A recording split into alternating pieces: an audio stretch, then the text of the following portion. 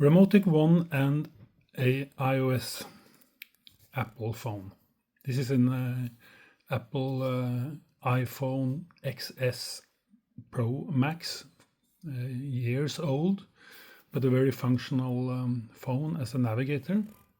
The camera doesn't work anymore because it's been shaken to pieces, but as a cheap secondary phone with a twin card in the dashboard, so I keep my own original phone in the pocket. It works very, very well and also serves as a backup phone when traveling. Okay, so we're going to show you how to set up Remotek One on using it in Maps, which is a very straightforward and simple setup. If that's all you want to do, just zoom in and out and pan in Maps. Then you're going to be ready in an instant. Then we're going to tell you about a couple of small, call it bugs in iOS that we have workarounds for. Then I'm going to show you how to use the controller as a media controller without opening any other app. Just if you keep your media app in the background and you want to see the map but also control media, I'll show you how. And the last bit we're going to do is to show you how to set up the controller to open up two kinds of apps, either the map app you want and the media app you want, either if it's a Spotify or a radio app, or if it's a roadbook app for those riding roadbooks. So we'll show you all this, but we'll say stop a couple of times during the video, so you can just stop there if it serves your needs, and you can select if you want to go further. Okay, so first of all, how to simply set this up to work in Maps. Let's see, I got my selection of maps here, or apps that I use here. So we're going to start with settings, Bluetooth, and look for RT1 with a number, Remotek One. The number should be the last three in the center. So this is 558. Pair. Connected. It actually connects faster in iOS than it does in Android. Now open up Guru Maps. Guru Maps is my own favorite. It's got a selection of topographic maps. It's got a very, very powerful GPX route creator, which you can use in the field. Very simple, very powerful. And also you can sync it between your devices. So if you have two iPhones, one in the dashboard and one in your pocket, you can create routes on the one you got with you, and it will immediately be synced with the phone in the dashboard as a GPX file. So here you can zoom, you can pan, and a double click on arrow left will take you back to recenter the map. For the most part, this is what I do when I ride. This is my go-to app when I ride. Just zoom in and out, and sometimes pan to have a quick look, and just go back. So if this is all you're going to do with the phone and the remote, then just stop here. No worries, just do that. Simple as that. But if you want to, say you want to go into a text field and search for something, then there's a first little, what you call it, error bug in iOS, which will not come up with the iOS will not come up with the on-screen keyboard because it believes this is an external keyboard, even if you have selected that it should show the on-screen keyboard. If you just go into a search field, for example, and there's no keyboard. So the workaround is to turn the screen off and back on. Okay. And then click one more time into the text field and the keyboard will show. It's a workaround. So just don't keep only face recognition to open the screen because you got a helmet on. Okay. So just remember that any time you go into a key, into a text field, you have to do that. Okay. So that was the simple setup with a simple iOS bug we have in there. I call it a bug because I see no logical reason for it. Now, if you want to control your media in the background, you can do that with the controller if you set it in media mode or media profile. When you get the controller, when you buy it, it will be set in the map profile, and it will be locked, so you can't change profile. If you want to change the profile and also have it as a media profile, then you can switch between the map and media profile. You have to open the controller by clicking arrow up and arrow down at the same time and watch the LED go green. Now you can switch between the profiles with click hold. And click hold is you press the button in, on arrow up, you press the button in, release it immediately like a normal click, and then immediately after you press it back in and hold it in. And you can watch the LED. It should flash 2 times when I go into media mode, and you can go back to map mode the same way. So you will just switch between the two of them. The same operation, click hold. In media mode, the buttons have now changed behavior, and this is volume buttons. If you watch, you can see the volume bar coming up. You can skip and hit previous with the arrow left and right, so you can skip tracks. Double click on arrow down is play and pause, and single click on arrow down and up is adjusting screen brightness in here. If you want to go back, so now if you got Spotify going in the background, you can control Spotify, volume, skip tracks and all that. And then when you go when you want to zoom again, you just do a click hold to go back into map mode. It takes a bit of practice to know how to get this to work, and get this into your muscle memory, but once it's done, it's very, very smooth. Okay? So that's what we can call level 2 of controlling iOS with Remotek One.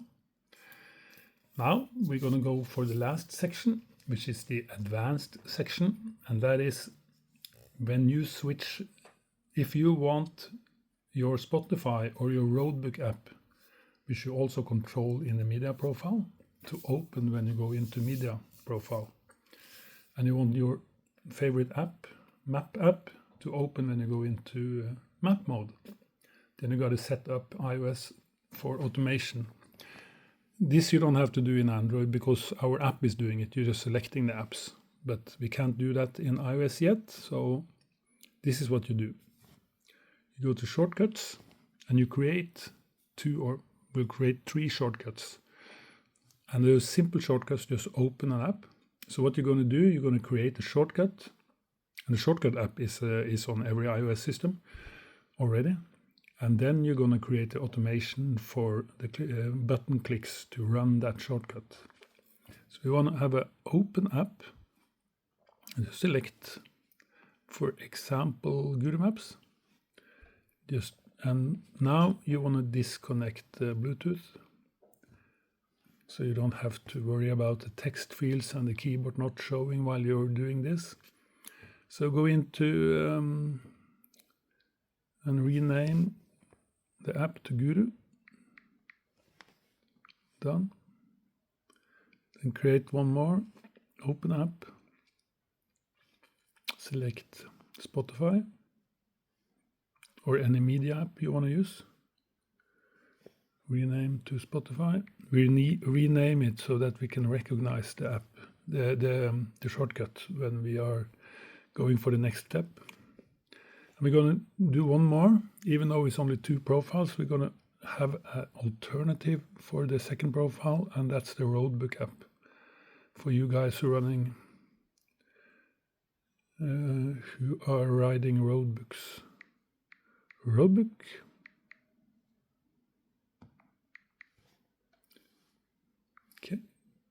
Done. That's it.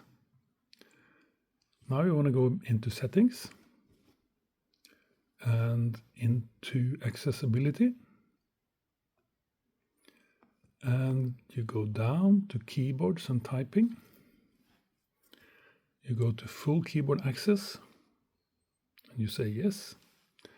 And then you go into commands. And the first thing you got to do is to remove 4 of these move up shortcuts, because now when you get full keyboard access, the arrow buttons will not pan the map anymore until you have cleared these 4. Okay, got that? Then go all the way down to the bottom where you will find the shortcuts that we just made.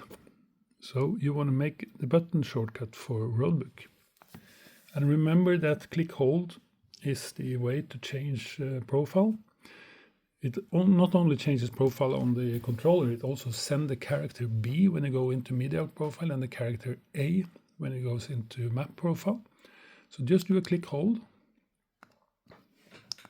Sorry, we got to reconnect the controller. We turned it off. Here we are. So go into roadbook, do a click hold, and it comes up with an A because it was already in the media profile. So you just do it again.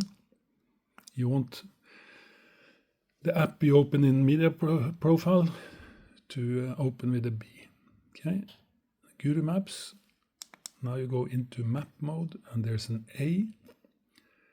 Okay, so now it should already work. So if I go into, I click hold again to go into media profile, it will open up the media, it open up the roadbook.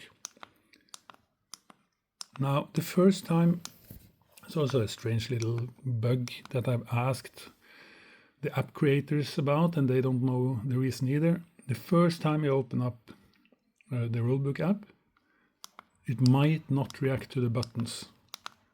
Then you have to close it and open it again. But now it does. Okay, so there's your roadbook app. Do a click hold again to go into map mode and it will open up Guru Maps.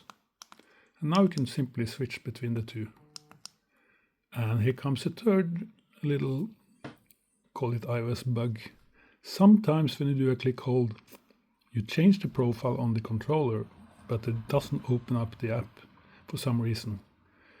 Then you have to do it 2 times more and then it will open the app, always. So if it doesn't react, I can't show you because it's only sometimes. Now it works as it should. Then just do it again 2 more times and it will succeed. Now if you want to either rather control the Spotify instead of roadbook, just put the shortcut in or the button command in the Spotify shortcut instead. And now if I do a click hold, it will open up the map and then Spotify. In Spotify, the first time you open it, you have to hit play on the screen. But after that, you can do a double click to play and pause, adjust the volume, and skip tracks. Beautiful song, by the way. Exit Music by Radiohead. And the last 2 buttons, arrow up and down, in media profile, it will adjust screen brightness with single clicks.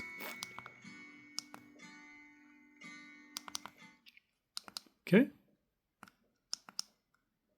Now I'm switching between the 2.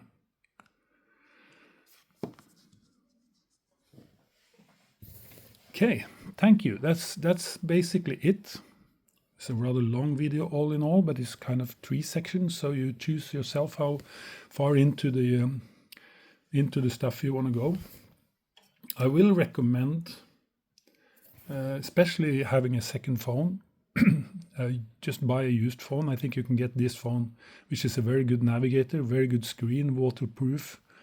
I think you can get the XS Pro Max for 200 euros, 250 euros, which is an excellent choice.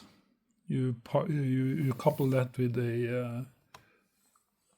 a quad lock or any of the other grips that you can set with wireless charging, and then you got a very, very good, very cheap solution for your nav system.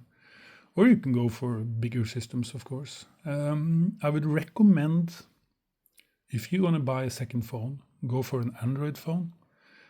You will be surprised at how much more flexible it is and how bugless it is compared to iOS. For some strange reason, iOS is a very good system. I use it for a lot, but in these cases we see much more bugs than with Android. But if you're aware of the workarounds that we have showed you, this is a very good system too. Okay, good luck.